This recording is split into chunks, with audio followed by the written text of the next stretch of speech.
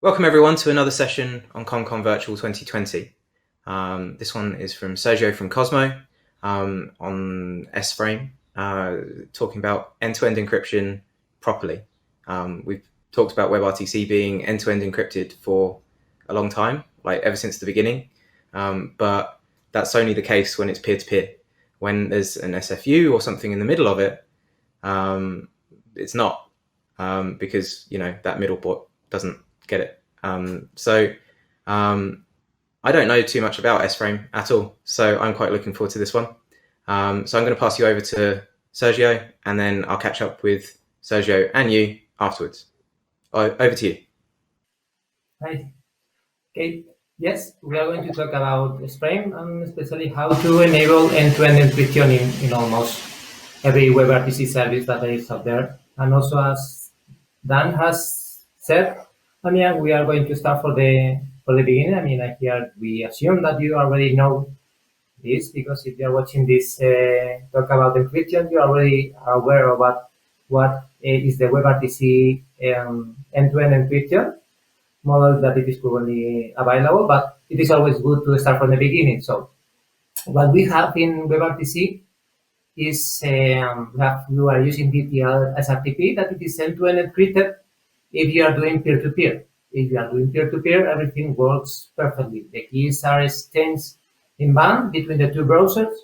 The keys are not exposed to JavaScript. They are not exposed to the signaling channel. And everything is encrypted between these. All the media that is sent between the two browsers is encrypted. That was great, but it does not scale. If you want to have end-to-end encryption in a WebRTC service beyond peer-to-peer, you have to go to a full methodology that does not scale. And as Dan has said, if you introduce a media server in the middle to be able to scale and have several participants in the same conference, this end-to-end encryption is broken. What you will have is a hop-by-hop encryption, meaning that the browser will establish an encrypted connection with the media server, and the media server will establish an encrypted connection to all the other browsers. But this encryption is finished in the media server, meaning that the media server will handle the media in raw. So it's not only a problem that you may or not may trust your service provider, but this media server can be compromised, and third parties can access to this raw media in clear. So the idea here is to be able to provide a solution that is that makes the media encrypted between all the browsers or all the participants in a conference call, and being able to have a media server in the middle, but without having access to this raw media. So there has been, I was going to say several, but there was one main attempt to provide end-to-end encryption for WebRTC. That was the PERC graph in IETF. The PERC group come up with two different solutions for providing WebRTC end-to-end encryption for WebRTC. And WebRTC and all the other services that does SRTP. There could be some chip devices, for example. They come with two solutions. One was AKT SRTP and PERC double. AKT SRTP was to extend the current DTL SRTP mechanism to enable to have multiple keys. So in a solution that implements PERC AKT SRTP, each participant will have a different will use a different key for encryption, and all the participants will have the DTLS key for all the other participants. So they will be able to decrypt all the media for all the participants in the conference call. The downside of this approach is a tricky part of the key exchange, is that this will mean that the SPUs of the media server will have to work with the encrypted packet, meaning that none of the SPUs that are available today will be able to implement this and this solution without really deep changes. So this is actually not a good way, because I mean, we have spent a lot of years trying to implement SKUs that works, and having to start again from the beginning, I don't think that it would be very well accepted, especially for me and for other SKU developers. So the next solution was PERC double. That PERC double, what it is it has two layers of encryption. Was the hop-by-hop encryption, and that it is happening between the browsers and the server, and an inner layer of encryption that was handled end-to-end. So when the PERC double connection is established between the browsers and the media server, the browser will encrypt the packets twice. One, the inner one will be end-to-end, and the other one will be hop-by-hop. So the media server will just remove the hop-by-hop encryption, move the packets internally with the inner encryption, and establish another connection that it is hop-by-hop again with the other browsers. This solution, in theory, is nice, but it has several problems. The first one is that it limited the amount of things that the SPU could do. For example, they restricted the changing certain parameters of the RTP headers, like SSRC, or that will not allow the SPUs to work as they work today. For example, last time was not possible. We could not change some parameters of the RTP, and then everything providing the same level of features that we were implementing today in the SPUs were really difficult. Also, it has a huge impact because it was a technical issue that because of the way that the inner encryption works in PERC double, we were forced to reverse the RTX unspec and the encryption in the media pipeline. I mean, currently we are doing, we get the RTP packet and we create the RTX unspec packets from it, and then we encrypt it and we send it. In PERC double, we will have to reverse the order. We will have first to encrypt the packet, and then apply the RTX unspec over the encrypted packet, and then re-encrypt it again. So it will in fact be triple encrypted.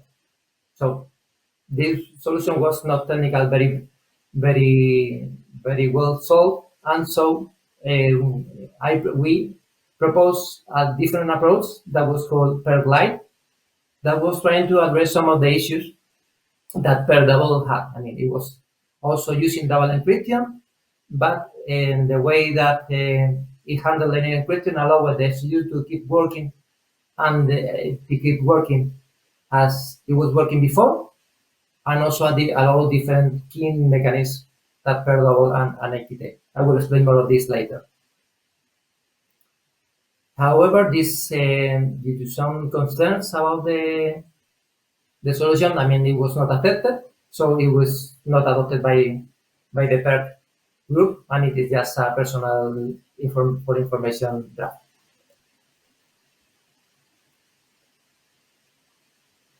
So one of the main differences between the PERC solutions and the PERC Lite was how the keys was distributed. In DTLS SRTP, in normal one, it was an improvement over normal SRTP because the keys was exchanged in band. I mean, meaning that in SRTP, you create the keys externally, you signal the keys externally, and then you apply the keys to the SRTP encryption. So meaning that these keys have to be carried over the signaling channel, and it has kind of low security properties. In PERC, they try to move to extend the DTLS model and keep the key exchange in band. But the problem is that the DTLS has to be partly ended by the media distributor or the SPU. So obviously the media distributor cannot have faster to the keys, because if not, I mean, they will have the media encrypted, but they will also have the keys, so they will be able to decrypt it. So the solution they proposed was to tunnel this DTLS connection to the key distribution. So the key exchange happened between the endpoint and the key distribution, but tunnel between the media distributor. And once the key was exchanged, the media will terminate in the media distributor and obviously not sent to the key distributor. Personally, as an SVU developer, I will never implement this. I mean, mainly because this means that I have to have access to a physical key distributor. I have to test the integration with it. I have to implement different key distributor, or you have to integrate it with different key distributor. I will have to test it with each one. I mean, I think it will be a nightmare. I'm not talking with the network elements that you have to change to be able to connect the media distributor with the key distributor. So in PERC Lite and also in SFrame, what we have done is to move out the keys to outbound to be distributed out of bound. This has some challenge because this key distribution has to be secure, and this was part of the issue that we have by for affecting PERC Lite in PERC, because it was not considered that there was a safe solution to do that. So this is one of the reasons that PERC Lite was not affected. So now moving back to the present, well, present because now it's public, but we have been working on this for I would say more than 1 year. Is that the solution that we call SFrame, the secure frame. The goals that we that were set up to create SFrame was obviously to create an end-to-end secure mechanism for securing audio and video in conference calls. As we explained before, we wanted to decouple the media encryption from the key management, so it was easy to integrate any existing key management in SFrame. We want to minimize the overhead that this second layer of encryption adds to the media that it is sent when compared to not using end-to-end encryption. Also, it was the goal was to make it independent of the underlying transport. So this means that it will work with RTP, but will also work with other transport, like for example, Quick and Web Transport. So this, I think that this is good because if we are tying the mechanism to very specifically to RTP, then we may have some or reinvent the wheel again when we or if we move to Quick or other transport. Also, specifically when talking to RTP, just to try to avoid the problems that PERC has, and when RTX has to work out of the box. We wanted to not have to have anything special to have RTX affect working. And also the other goals was to minimize the changes needed in SVU and browsers, and be able to work in most of the audio video displays. So try to get a solution that it is not only secure and easy to deploy, but that has the less impact on current implementations. So the first difference between the PERC and the SFrame solution is that PERC work on a PERC packet base, and SFrame work as their own name suggests, it works on a frame basis encryption. So PERC double and PERC Lite makes the double encryption of an RTP packet, while SFrame does an encryption of the whole media frame.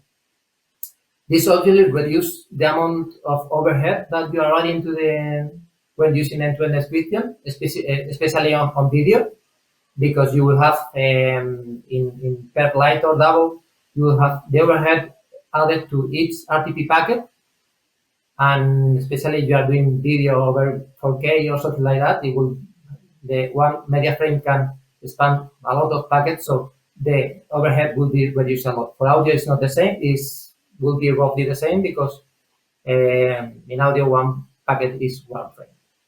This also changed the point in when this end-to-end encryption is applied. In PERC double per Lite, it is an encryption. The end-to-end encryption is done somewhere between inside the RTP sender, just after the RTP packetization, but before the FEC and RTX mechanism. And in Spring, it is done just after the encoder and before the RTP packetization. This latest thing is allowed also to use different transport, because if you remove here the RTP sender, the TLS analyze, and you replace it with full quick, it will work.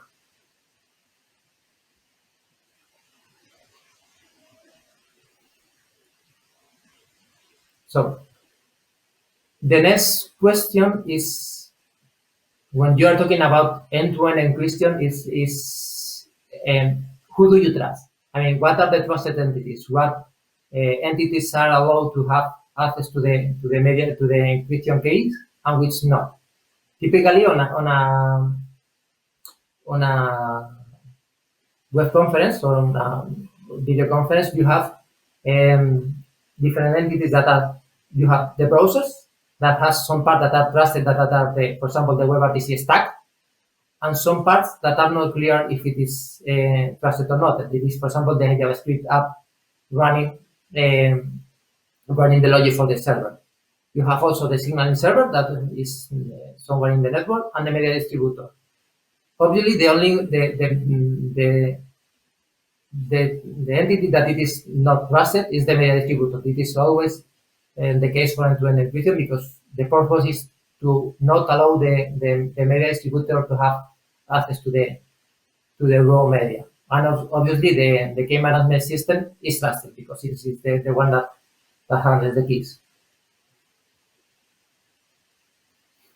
In the PERC solution, only the WebRTC stack within the browsers and the KMS, the key management system, was trusted, and all the other elements all the other entities were not trusted.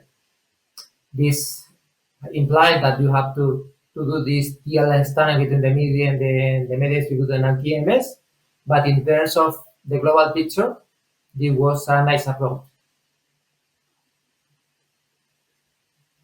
In PERC Lite and SFrame, you have to trust the JavaScript application. I mean, this because you are going to set the keys from the JavaScript application to the WebRTC stack, or in case of PERC Lite, or in case of SFrame, you are going to do the end-to-end encryption with the insertable stream in JavaScript.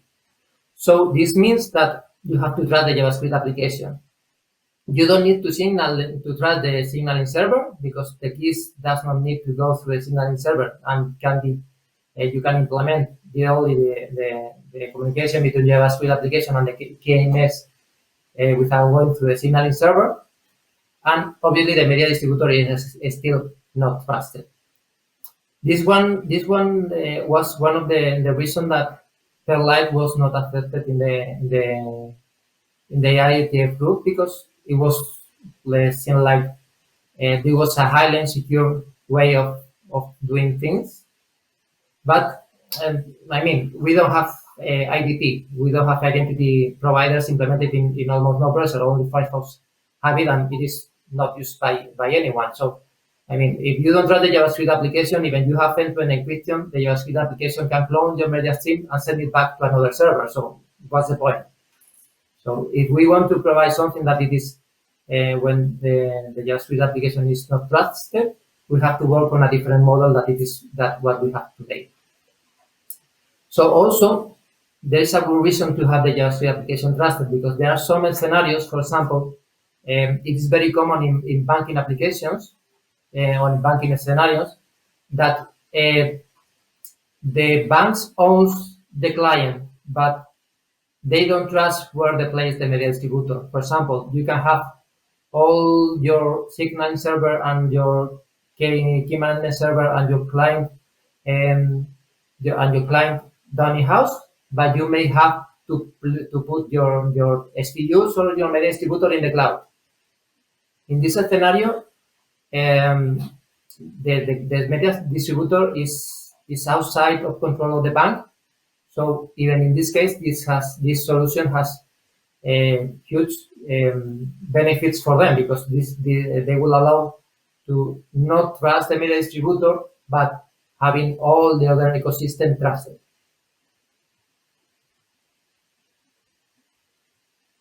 Obviously, the final goal is try to get to not having the JavaScript application to handle any kind of keys, and move the KMS, the key management system client, and the end-to-end encryption to a trusted entity, either by implementing it natively in the browser, like for example an MLS stack, or with something similar to IDP, when all the JavaScript for the KMS and client and the end-to-end encryption is running in an isolated, secure JavaScript context that it is not allowed to leak the keys to the JavaScript application, than to be, for example, to prevent the JavaScript application to get access to the script and propagate it. So this is the final goal, and it is something that we will be working to have. But I think that it is better to have to trust the JavaScript application than not have anything at all.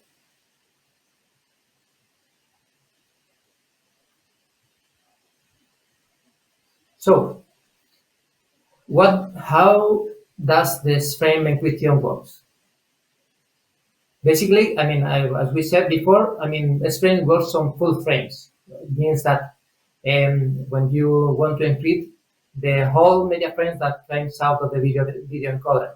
So when you want to encrypt one new media frames, you're going to increment the global frame counter that it is used with a salt key to generate the initialization version from initialization vector from the encryption. I mean, for the frames, there is, in the current spec, there is a global counter for all the encryption happening in the browsers. That there are some proposals to move it to a per string counter. So basically, when one frame comes into the frame encryption, it will just increase the counter, store it with the salt key, and create the IB.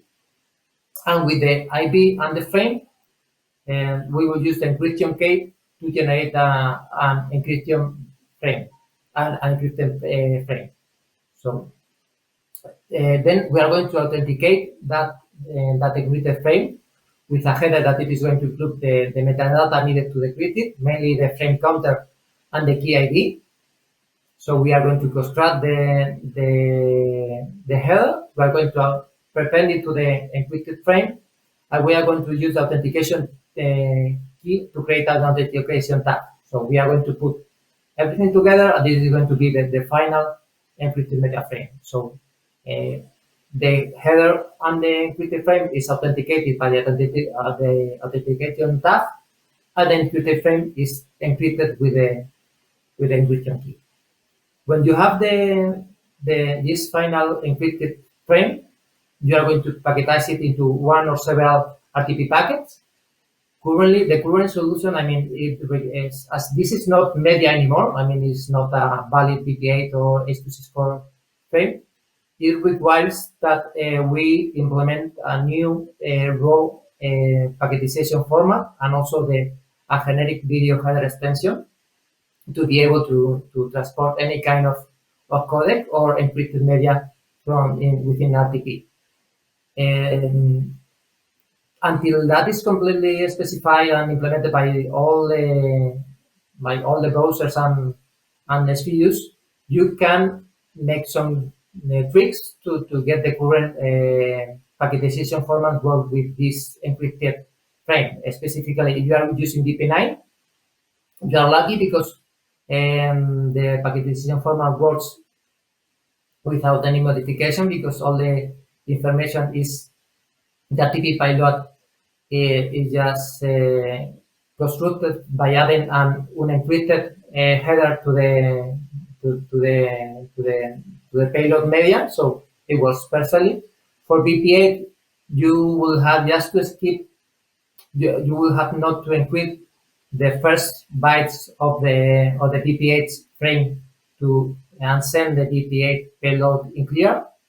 So with that, you will be able to have the BP8 RTP packetization working and be able to have the SVU working without any modifications. And if you are working with H.264, you can also do that, but it is easier to implement the new RTP raw packetization on the video header extension.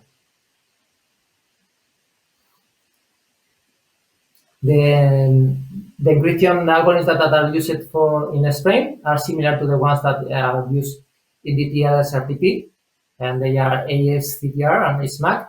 And other algorithms can be also added to next version of SFrame, for example, to have ASGCM. I mean, there is no problem with that. That is the whole architecture and the whole mechanism will be still the same.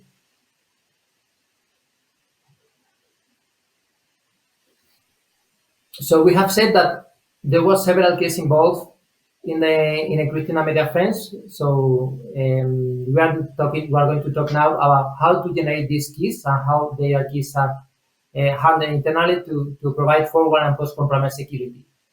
I mean, all the three cases, the SAR key used to calculate the initialization vector, the encryption key for the media frame, and also the authentication key from for authenticating the media frame, are derived from a base key that it is the one that it is negotiated with the KMS.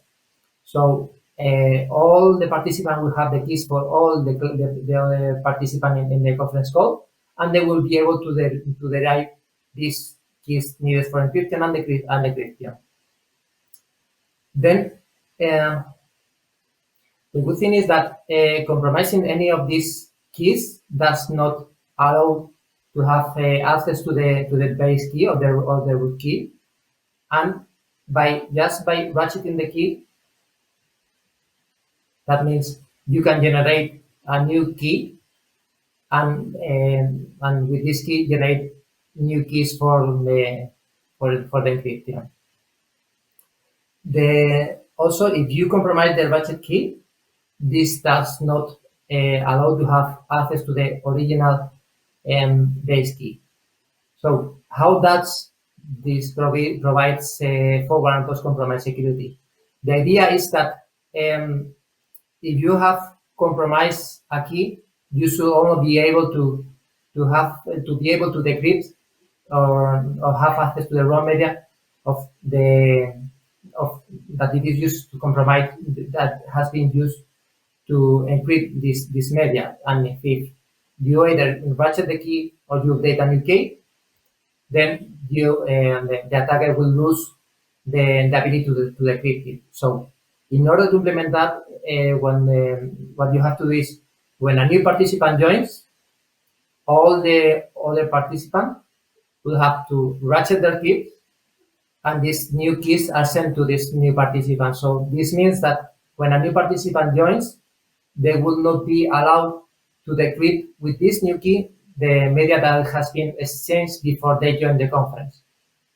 When a participant leaves the conference, all the participants will have to update the keys that they use for encryption and propagate it to the remaining participant in the conference. So if the participant that has left the conference still has access to the media, they are not able to decrypt it with the new keys that are used for encryption. Also, periodically, all the participants should update or ratchet their keys. So if any client has been compromised, all the new media that it is sent is not being compromised anymore.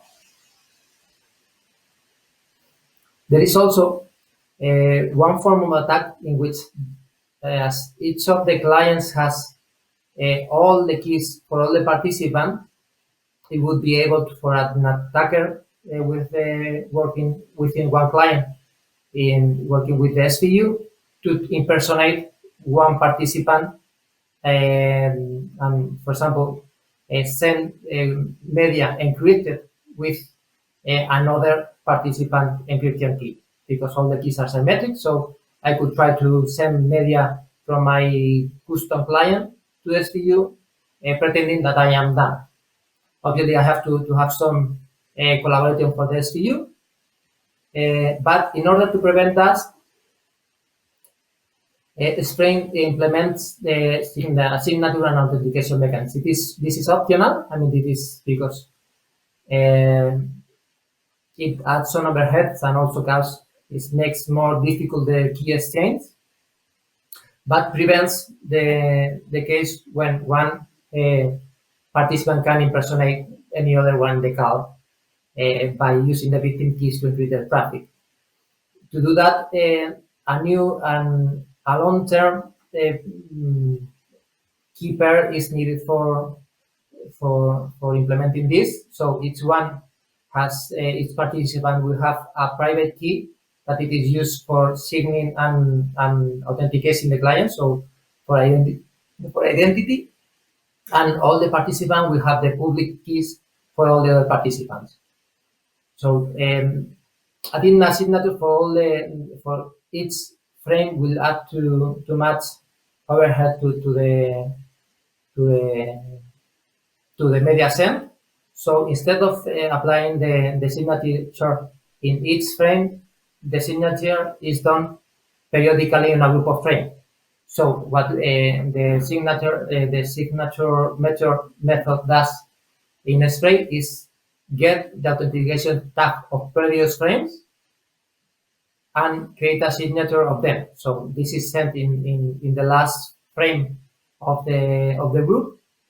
So when the receiver gets this information, he can first verify that the signature is correct, and then check that the previous frames that were sent from that client were specifically sent by them. So, for example, if you receive one frame and you don't have the signature for that frame, you know that probably it will not come from that client. All the authentication tags are included in the signature because this allows the SVU to be able to draw frame without breaking the signature. So the policy about how periodically you should send this signature and what to do in case of the signature of several frames are missing is up to the application, so you can implement it how you want. The last topic about Spring is KMS. As we said in the beginning, the Spring was meant to be KMS agnostic, meaning that you would be able to use any existing KMS. I mean, we don't want to provide or we don't want to force anyone to use a complete solution, but they will be able. For example, in banking scenarios again, they already have their own KMS, so there is nothing that will force us to just have to implement a new one. So also you can, specifically in SFrame.js and not yet in SFrame, you will also be able to have a symmetric key for all the participants. So this KMS, so you don't have to have a KMS per se, but you can have the same key for the participant, making it easier to just distribute the keys. Obviously, you will not lose some security properties like we have explained before, but I think that it is better to just have something that weighs too much to implement anything to have a full KMS. Also, in case this symmetric key is compromised, you will still have the normal hop by hop DTLS RTP. So in worst case, then when that you do things wrongly, you will be in the same situation that we are now. I mean, you will not be leaking raw media encryption on the web. Also, you have an end-to-end secure channel. For example, you are able to establish a mesh of data channel between all the participants. You can also choose to generate all these keys locally on the clients and exchange them in this data channel mesh with all the other participants. However, one good thing about the SFrame is that it is designed to work with MLS. MLS is also IETF initiative to provide end-to-end encryption and for specifically for messaging application. But the good thing is that you can use the application secret of the end keys directly without having to exchange any separate material. So you have already a messaging client that it is working with MLS. You can just use the keys exchanged by MLS without any other overhead, and while keeping all the good properties of MLS that does the key rotation and ratcheting when a participant or join or leaves the group.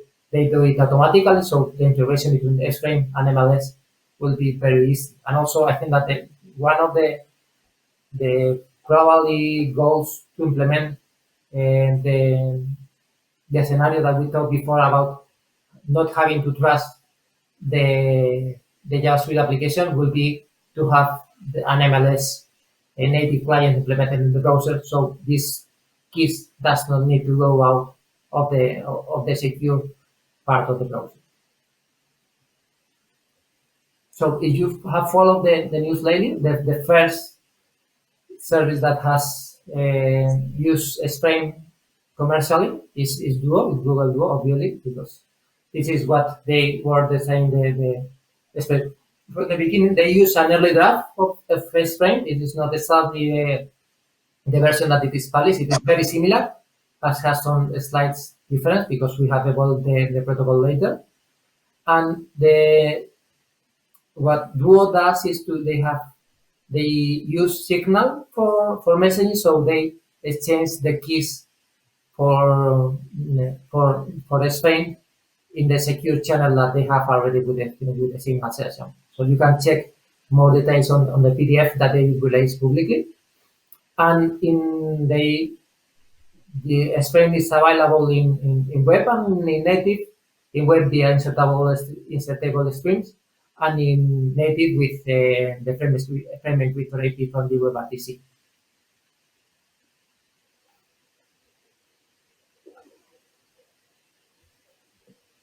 So the last part of the talk is just trying to introduce SFrame.js, that it is a pure JavaScript library implementation of SFrame, that it is based on webcrypto.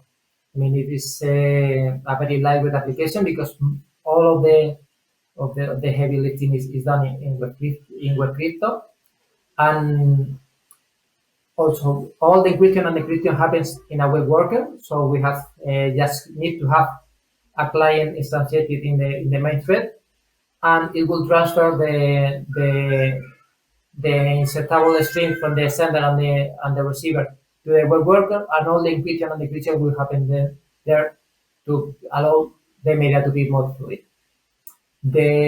What I have implemented has some subtle difference from the current draft. The first one is that in current draft there is a key ID that it is used to identify the key that it is used by the client to send to encrypt the current frames, but this does not make much sense, and I have changed it to a sender ID. So that means that each participant in the conference call needs to have a numeric sender ID. And then why I have done this is first because it's made easier to find the correct key in for decrypting the frame that is received by the receiver, and it allows to have a single symmetric key, because in the SFrame draft, if you use the same symmetric key for all the participants, you will have collisions in the ID. So this is not good. So I have also extended the initialization vector to contain the key ID. So even if the frame counter is the same, we can have different initialization vector for all the participants, and we don't have the same initialization vector using twice, even if the same symmetric key is used. The key IDs are limited to 5 bytes long, just to avoid some kind of significant and significant issues. In MLS, anyway, the limit is 4 bytes, so we are safe. Just to try to prevent everyone to have to implement the generic RTP packetization and video header extension, we allow the options to skip the first bytes of the PPA payload to be able to use the normal packetization. So you will be able to have to use SFrame with PP8 and PP9 without problems and without having to change anything on your SVU. And also, as the algorithm that it is recommended in the SFrame for signing and verifying is not available in webcrypto, well, you should just be 512. That is the one that it is available in webcrypto.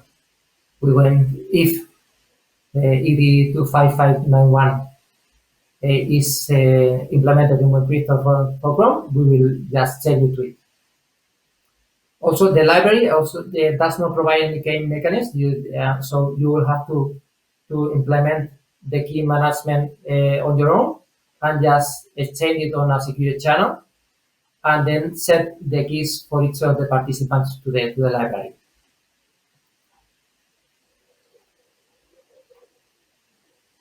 The next one is the last one is just a simple. It's not an example; it's just a kind of pseudocode to show how you will use the SFrame API within your application. So you need to import the SFrame library into your application and create one encryption context, one encryption context client.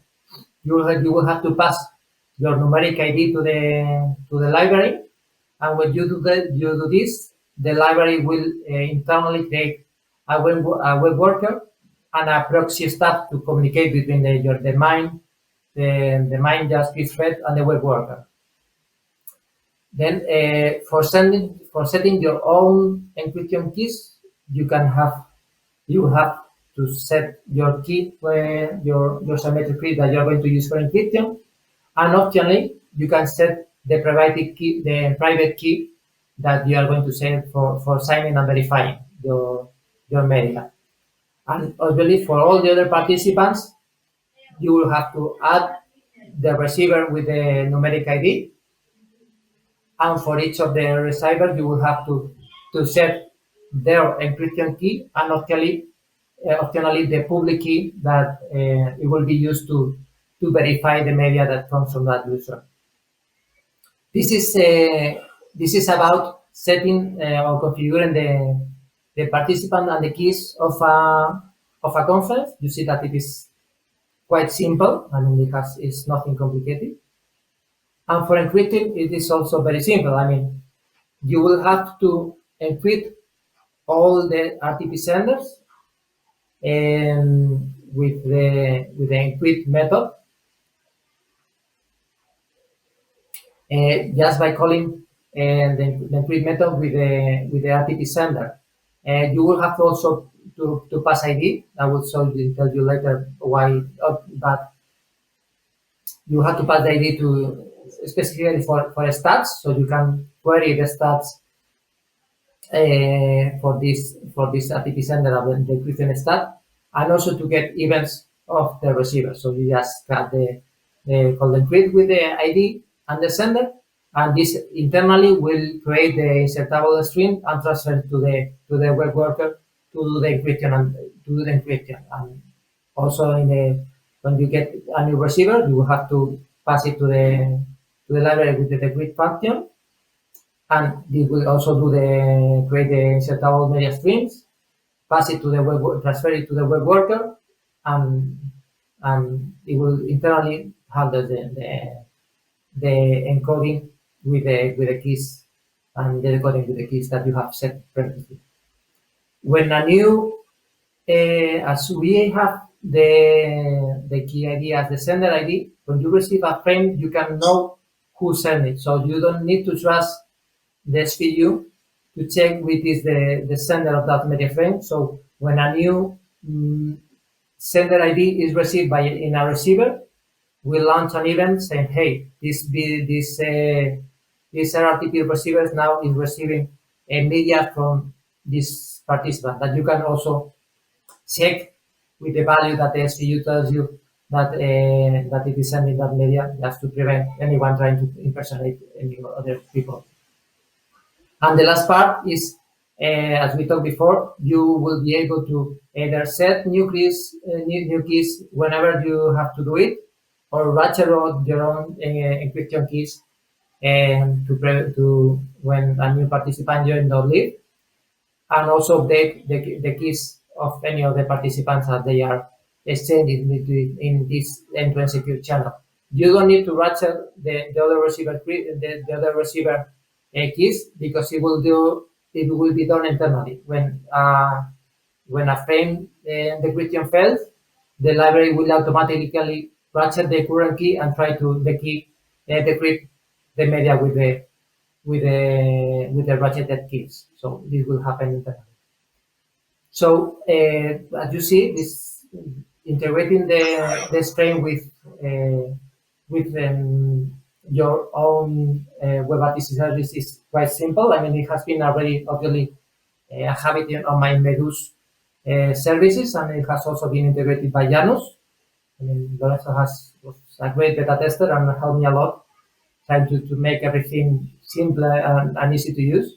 So it is really easy to use. So I hope that if you don't use SFrame or are using levels, it's okay. But if you want to use SFrame, I hope you make it, you find it easier to use it, and if not, just contact me and I will try to help you to integrate it into your SVU.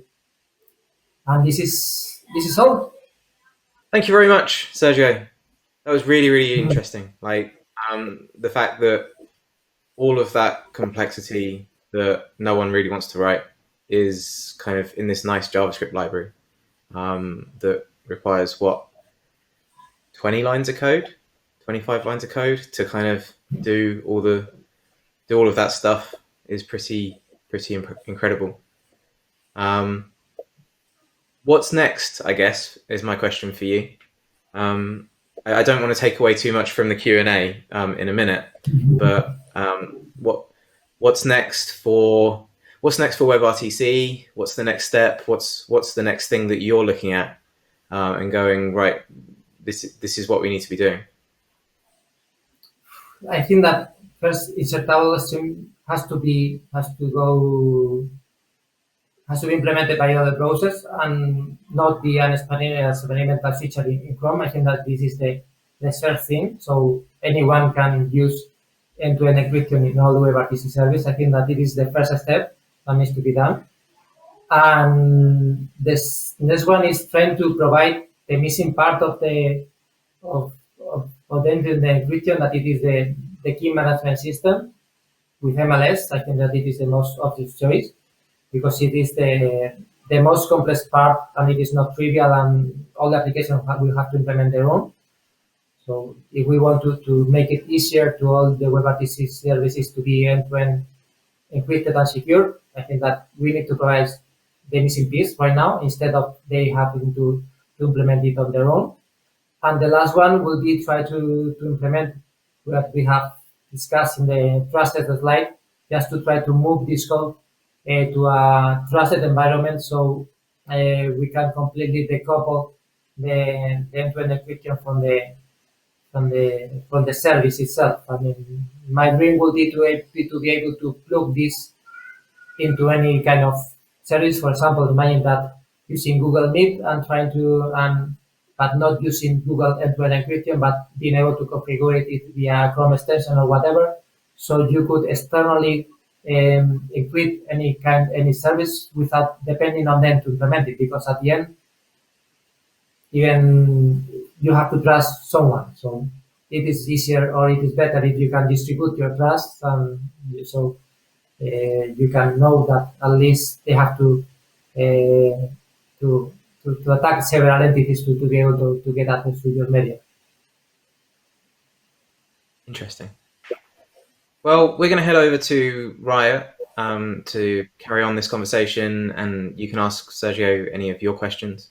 So that's over on riot.commcon.xyz. The link will be in the description below. We'll do Q&A there, and we'll have the opportunity to join a Jitsi room and have a face-to-face conversation with Sergio, and talk end-to-end encryption properly.